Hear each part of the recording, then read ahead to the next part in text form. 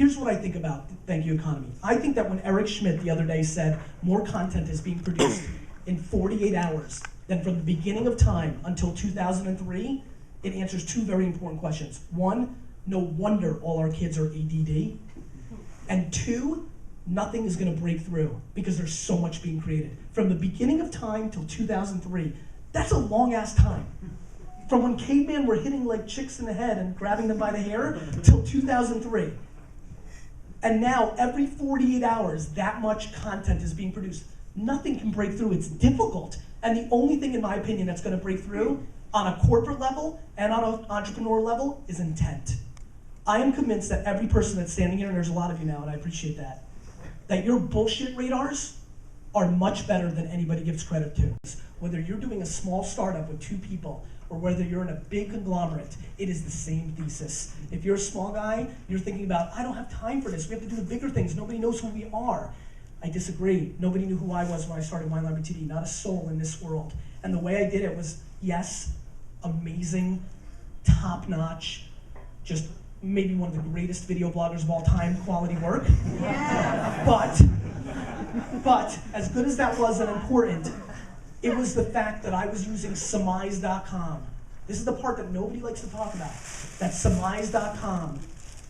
Every day, which is now search.twitter.com. Every day, searching Chardonnay, Merlot, Pinot Grigio, and all the wine terms, and creating relationships.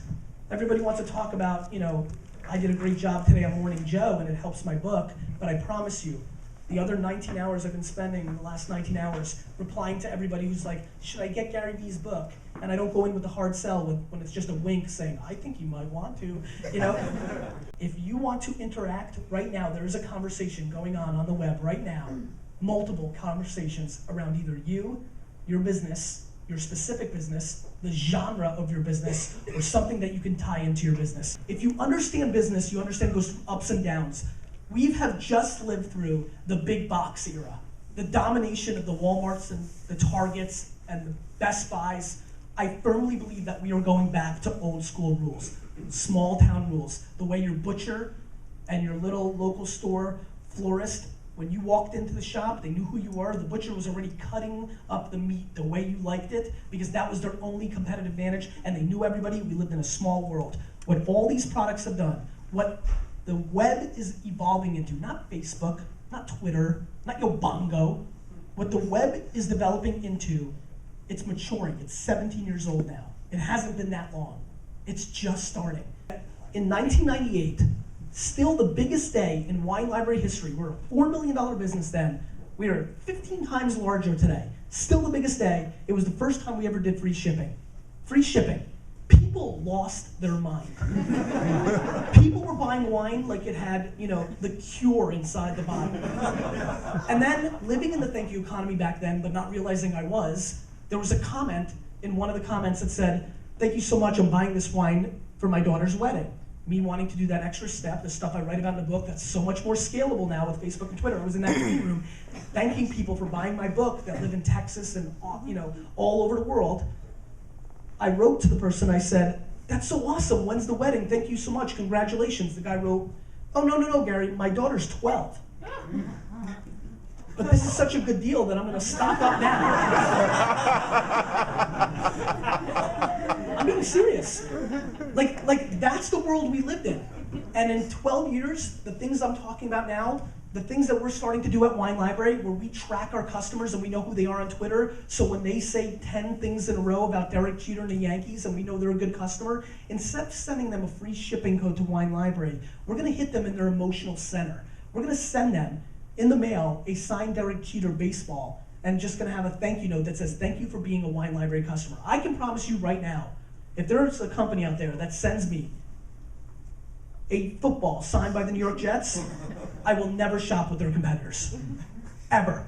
Because what is happening now is we are putting out more data about ourselves than ever before, and marketers can take that data and create one-on-one experiences. When I roll into these corporate companies and say, we're gonna respond to every tweet, no tweet left behind is my theory, right?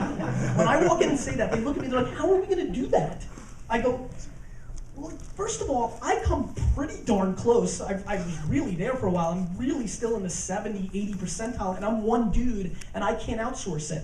You know, you're a logo. We can hire 900 people against this, and we can do it. It blows my mind that the end user is the game, but meanwhile, everybody wants to play the game that they're used to and run billboards and ads and print and radio commercials because it's easy. How many of you heard about the Old Spice campaign where the Mustafa guy went on YouTube, then started twittering everybody, and everybody fell all over themselves and said it was the best social media campaign of all time? Please raise your hand. About half. Let me jump for the rest of you. You know the guy on the horse, you know, big Super Bowl commercial. They did something very smart. They put him on YouTube, he started twittering people, and he did 100 videos by, you know, one by one, giving people shout outs. Super smart. I loved it. Super smart. We wanted to do it with the Jets. I remember we did it with Dustin Keller, the tight end. He tweeted somebody, guy lost his mind. You know why? Because the only thing that's going to break through is the one-on-one connection. Nobody gives a shit. Nobody wants to follow your Facebook fan page so you can post a commercial. We're not watching. We don't care. We don't need another coupon. We don't care. We care about ourselves. That's how we roll, and we want to be talked to. That's what we need. And so it was a great campaign. It's why Ad Age doesn't know what to do with itself. It references that campaign every day. It's like, they just don't know what to do. It's the greatest thing that ever happened to social media. I've been holding my breath for 6 months because it's the difference between social media and the thank you economy. I've been holding my breath that Old Spice will continue to screw it up until, my luck, they have. They've totally continued to suck it up. Here's what they've done.